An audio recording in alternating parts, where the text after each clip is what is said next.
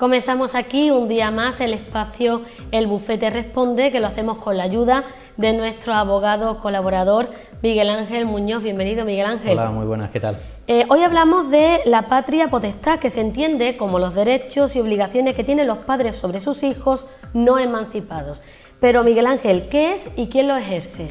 A ver, la patria potestad realmente ¿qué es? Es una potestad, como su propio nombre indica, es decir, es la facultad que la ley, el ordenamiento jurídico en general, le concede a los padres, es decir, a los progenitores de esos menores de edad que evidentemente no están emancipados, para de alguna manera protegerlos, cuidarlos, formarlos o procurarles una formación lo más adecuada posible y prepararlos para lo que va a ser, digamos, su tránsito a la vida adulta, es decir, cuando estos menores el día de mañana alcancen la correspondiente mayoría de edad y puedan tener no solamente la madurez y la preparación profesional suficiente para acceder al mercado laboral y ya ser personas, digamos, lo más independiente posible y poder valerse completamente por ellas mismas. Eso sería básicamente la patria potestad. Lo que ocurre que contiene una serie de facultades dependiendo de la dirección en la que enfoquemos la patria potestad, es decir, de los padres a los hijos, pero también de los hijos hacia los padres.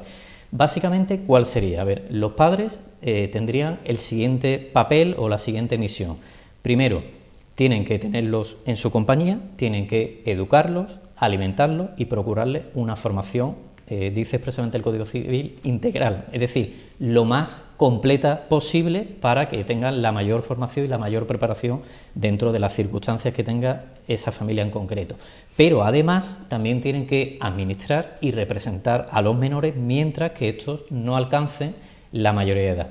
Y por su parte, digamos que los hijos también tienen una serie de derechos y de obligaciones, es decir, tendrían evidentemente que obedecer siempre a sus padres mientras que estén bajo, digamos, el domicilio conyugal o el domicilio familiar, y además de obedecerle tienen que respetarle siempre y contribuir en la medida de sus posibilidades a lo que sería el levantamiento de las cargas, es decir, contribuir económicamente hablando a lo que serían las obligaciones, las facturas, como lo queramos decir, de una familia que más o menos todo el mundo podemos tener en la cabeza a qué nos estamos refiriendo.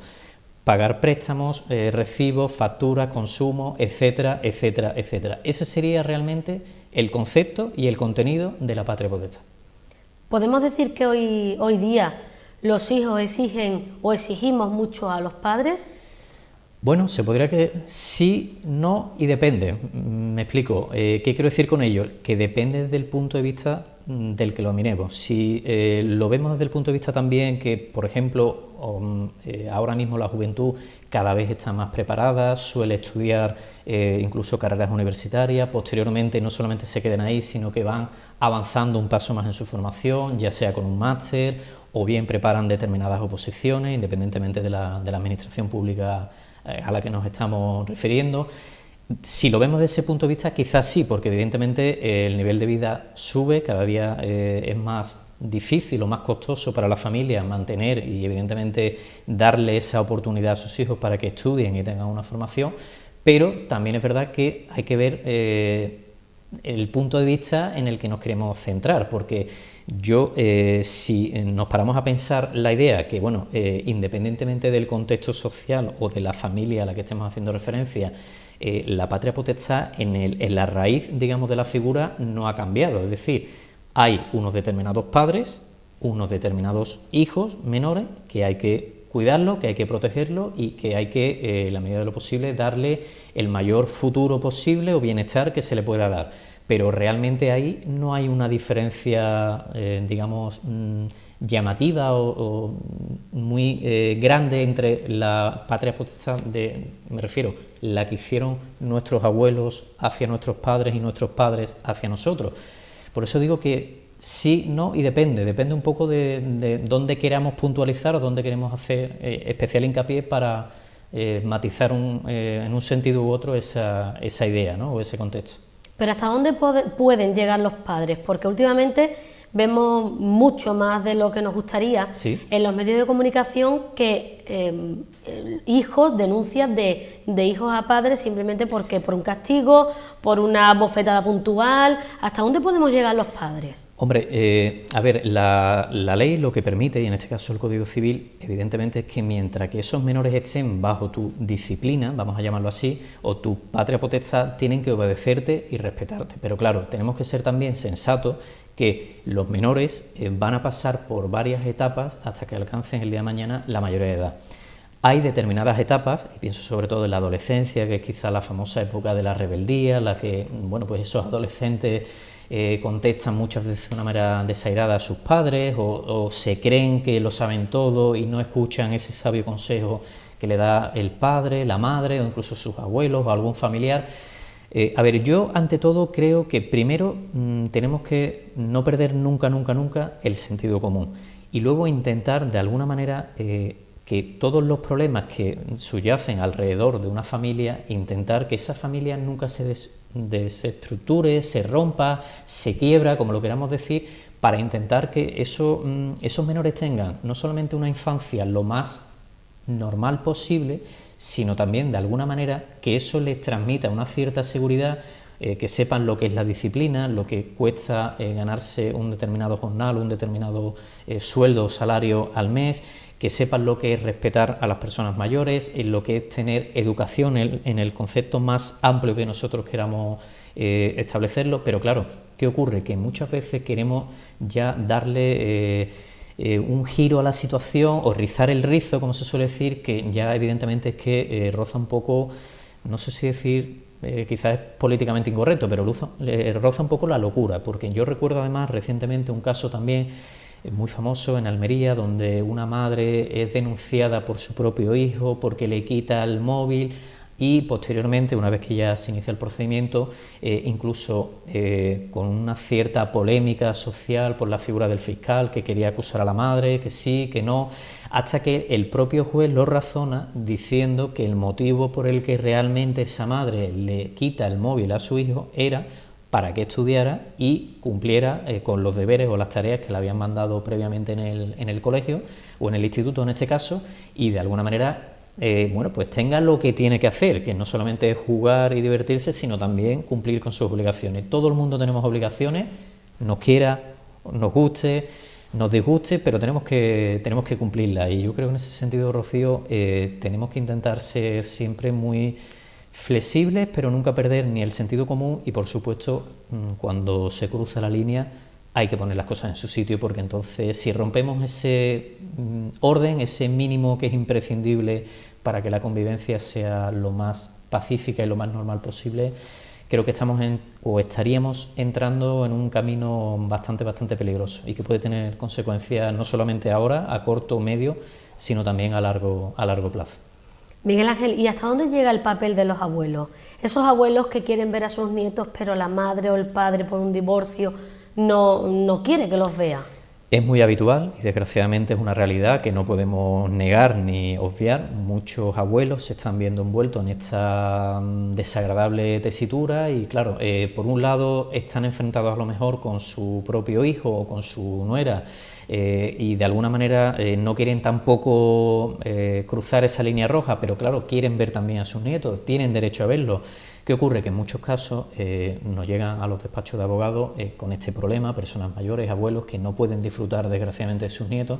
¿Qué ocurre? Pues nosotros ahí en este caso presentaremos una demanda donde vamos a pedir que se le permita visitar a su nieto o a su nieta, dependiendo del caso, que tenga esa comunicación y sobre todo, yo lo digo por experiencia mía propia personal, creo que si un menor tiene la suerte de tener un abuelo o una abuela o ha podido disfrutar de todos sus abuelos, paternos y maternos, creo que esa riqueza es importante y nunca se olvida. Yo creo que todo lo que sea en beneficio del menor, pues bienvenido sea. Pero muchas veces, como ocurre también en el caso de los matrimonios, perdemos un poco el sentido común. Quizás somos un poco egoístas, nos centramos en nosotros solamente, no vemos más allá de nuestro ombligo, como se suele decir, y no nos paramos a pensar que hay menores por medio, pero también hay personas de nuestro entorno y familias que directa o indirectamente, dependiendo ya del parentesco, pues también se ven afectadas y no tienen culpa, pero ellos también tienen derechos, tienen obligaciones y, por supuesto, creo que esa formación o ese complemento que unos determinados abuelos le pueden dar a su nieto, creo que eso es impagable y le puede dar o causar mucho beneficio a ese menor, que estoy seguro que va a marcar su infancia para bien y que nunca lo va a olvidar, o por lo menos en mi caso en particular he tenido esa suerte, ¿no? Y lo puedo decir además muy orgulloso. Entonces creo que nunca debemos perder ese punto de vista. Pero es muy habitual esa realidad y tienen derecho y de hecho solemos presentar demandas para que se le conceda el derecho de visita, y ya se suele fijar un punto de encuentro, si se hace en el domicilio del hijo, se fija un punto de encuentro neutro, como puede ser, por ejemplo, que se vean en un determinado parque, que acuda un miembro de cada familia para intentar que no haya ningún tipo de altercado y sobre todo para intentar que esa franja, que esas horas, que ese espacio de tiempo que van a estar los abuelos con sus nietos puedan disfrutar de ello tranquilamente y sobre todo que no haya ningún tipo de malentendido, roces, peleas ni nada por ningún tipo de altercado que pueda poner eso en peligro. Dicen que los abuelos dejan huellas en el corazón y yo creo que esos menores que no deben de estar exentos de vivir esa vida con esos abuelos, que también esos abuelos no tienen los pobres culpa de nada, claro. ¿no? Son sus nietos, su hijo o su hija ha podido tener el problema que sea, pero ellos quieren seguir. Por eso apuntaba la realidad de muchas veces cuando ocurre un divorcio, una separación, claro, evidentemente los progenitores son los primeros protagonistas, pero realmente muchas veces y desgraciadamente pagan los platos rotos esos menores que no tienen culpa, pero también hay otros perjudicados de nuestro entorno que sin comerlo ni beberlo, si se me permite la expresión, pues también están afectados por esta situación y es una situación muy desagradable ver cómo tu propia familia pues se puede estar rompiendo.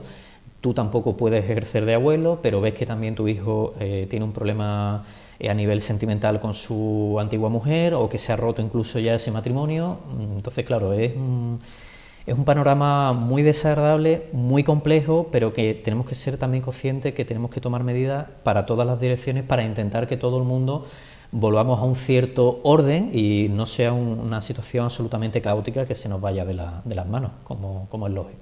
Bueno, y si ya estamos un poquito más creciditos, tenemos 17 años, estamos trabajando, ¿nuestros padres tienen derecho a gestionar nuestro sueldo o si nosotros queremos? Ahí es una excepción que contempla la ley. Quiero decir, en principio los padres tienen la obligación de representarnos mientras que somos menores de edad y de administrar nuestros bienes. Pero existen como siempre, esa regla general tiene una serie de excepciones.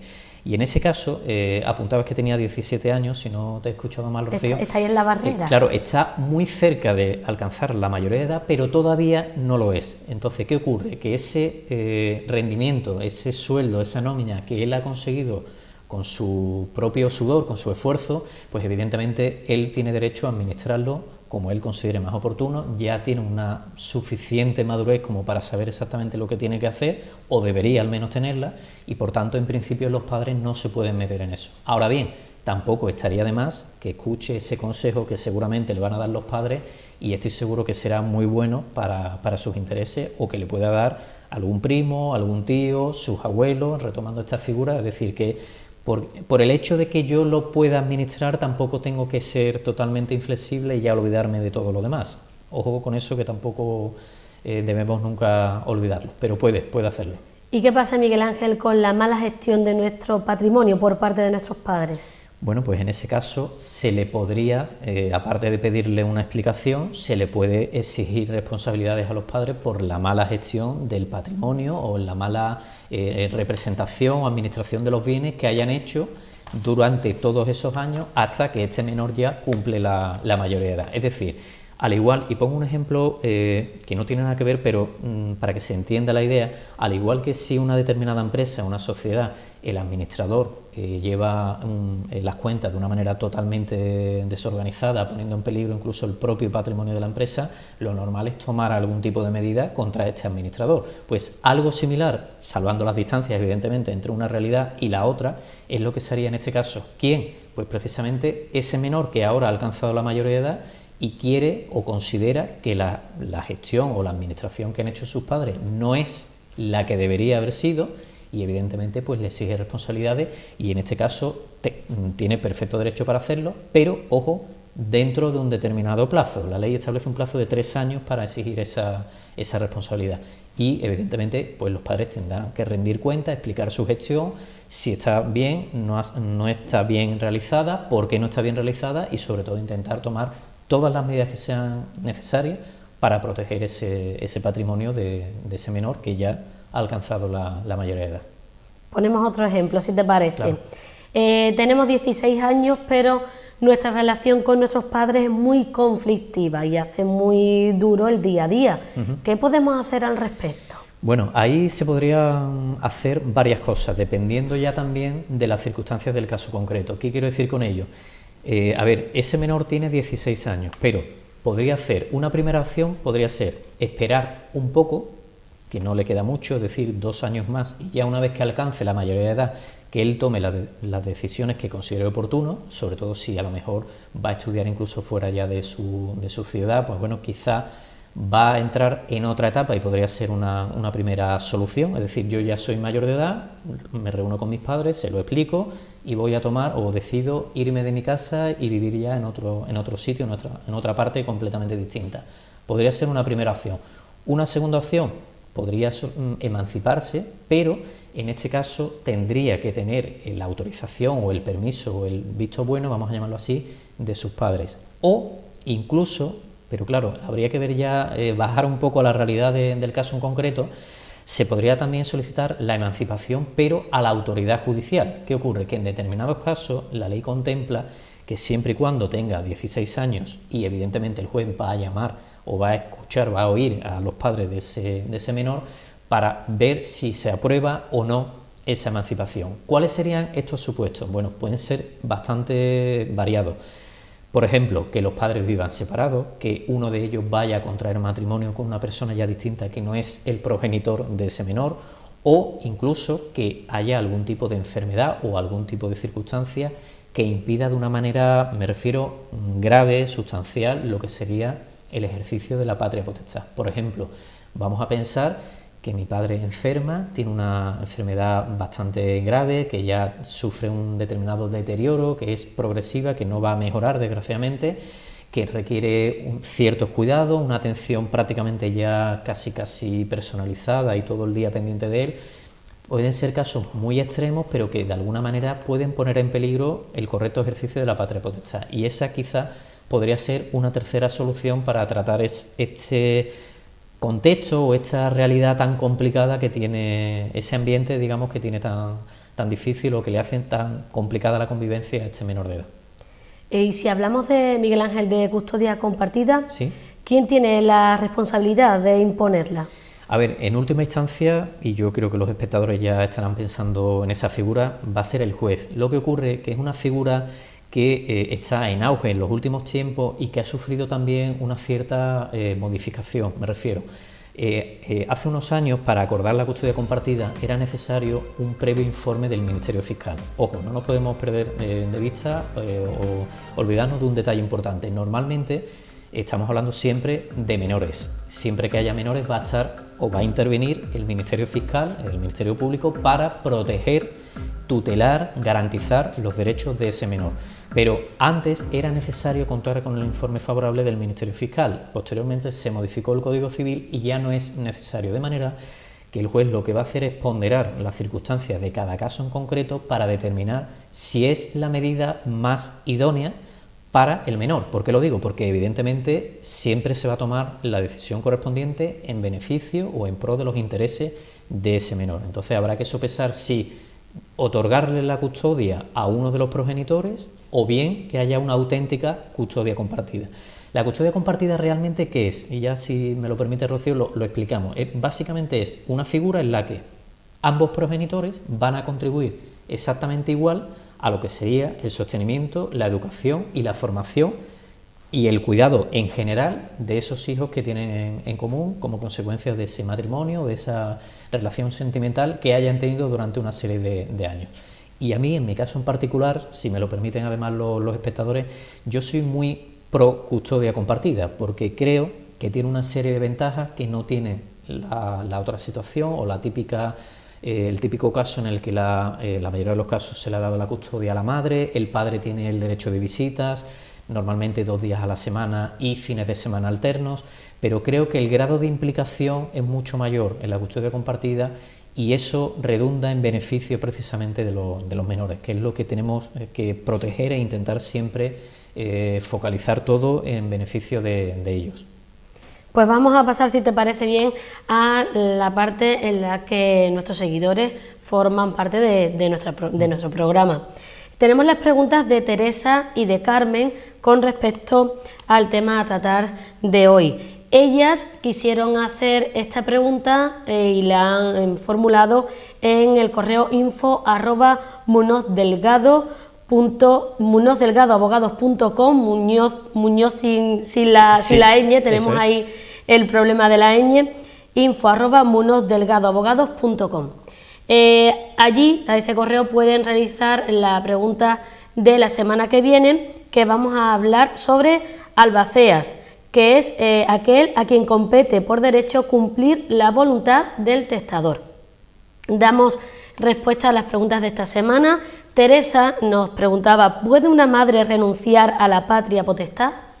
A ver, en principio la patria potestad la tiene que ejercer los progenitores de ese menor. Ahora bien, ¿qué ocurre? ¿Se puede renunciar? Sí y no, pero también puede ocurrir una cosa, que nos pueden privar de la patria potestad. Ojo que son figuras distintas. ¿Por qué?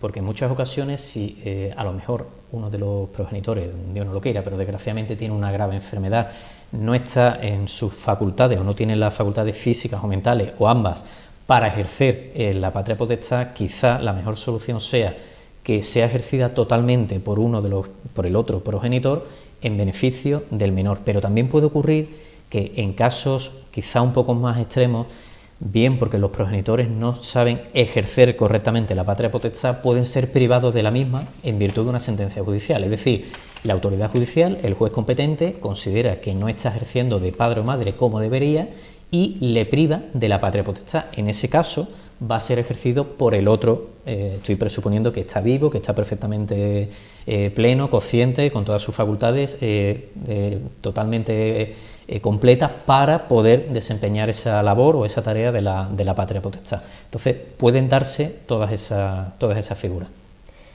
Pues nuestra amiga Mari Carmen nos preguntaba, mi exmarido me pasa una pensión de 300 euros de alimento para mis hijos, pero me acabo de enterar que se ha quedado en paro. ¿Qué pasa ahora? Bueno, pues seguramente que se va a tener que presentar lo que se llama técnicamente, lo podemos tratar en otro programa si te parece, Rocío, una modificación de medida. Es decir, cuando hay un divorcio, una ruptura de la relación sentimental, se suele establecer una serie de medidas para regular la situación no solamente de los antiguos cónyuges, sino también de esos menores que han nacido fruto de ese matrimonio, de esa relación sentimental. Entre esos puntos o entre esas medidas, pues se suele establecer a quién le corresponde la patria potestad, quién tiene la custodia, el derecho de visita en su caso, además quién va a quién se le concede, el derecho de uso de la vivienda, el ajuar familiar, se fija la pensión de alimentos, puede haber una compensatoria, pero ¿qué ocurre?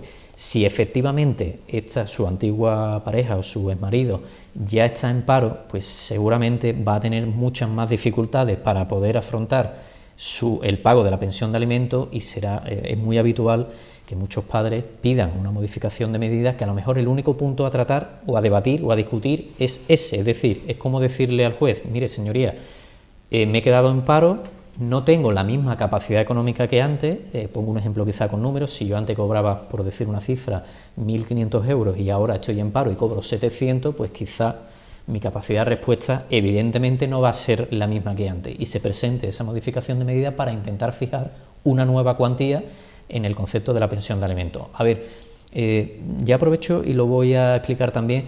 No existe un mínimo como tal, es decir, la ley no especifica una cierta cantidad para fijar la pensión de alimentos, se fija en función de la economía, es decir, de los ingresos que tiene el padre, se fija también en función del número de hijos, pero sí es cierto que los diferentes juzgados y tribunales tienen como una cierta doctrina, una cierta regla, vamos a llamarlo así, en la que se considera que como mínimo serían 150 euros la cantidad que se entiende que es absolutamente imprescindible o indispensable para que a ese menor no le falte de nada. Y digamos que habría que ver hasta qué punto puede responder esta persona para fijarse la nueva pensión de alimentos. Y lo normal es que me imagino que todo desemboque, salvo que ellos lleguen a un acuerdo, sin necesidad de acudir a la vía judicial, pero supongo que van a acudir o que este señor presentará una modificación de medidas para tratar de bajar, en este caso, la cuantía de la pensión de alimentos.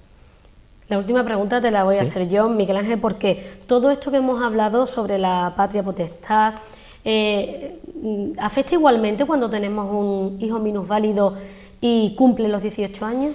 Claro, a ver, afecta igualmente. Lo que ocurre que estaremos en una situación muy peculiar dentro de lo que es la figura en sí de la patria potestad. Es decir, ¿qué ocurre? Que los padres, claro, ya somos conscientes que desgraciadamente nuestro hijo tiene un problema, ya sea una enfermedad mental o física, que no se desarrolla con normalidad como todo el mundo nos gustaría.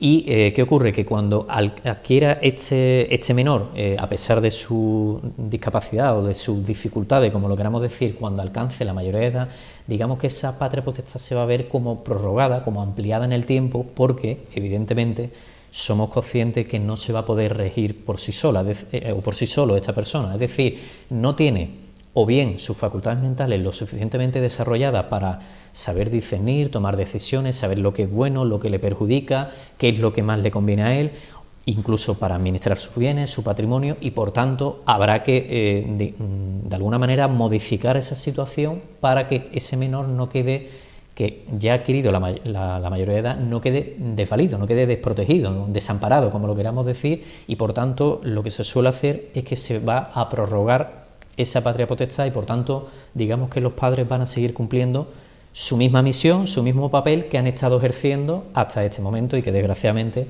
no tiene síntomas o no da ninguna señal que nos permita ser optimistas y bueno, esperar que eso se pueda a lo mejor arreglar con el transcurso del tiempo. Pero suele ser también desgraciadamente muy habitual que ya sea por una enfermedad o por un hecho totalmente imprevisto, pero que ha marcado ya el desarrollo de esa persona. Pensemos que a lo mejor iba en un coche, ha tenido un accidente de tráfico y ha quedado desgraciadamente muy, muy mal, con graves secuelas y hay que tomar cartas en el asunto y esta es precisamente la solución para este conflicto. Muy bien, Miguel Ángel, ¿dónde te podemos encontrar? Bueno, pues si se quieren poner en contacto con nosotros, lo pueden hacer personalmente en nuestro despacho en la calle Vázquez López, número 10, entre planta C, muy cerca del Gran Teatro y muy cerca también de la Plaza de las Monjas, es decir, en pleno centro de Huelva.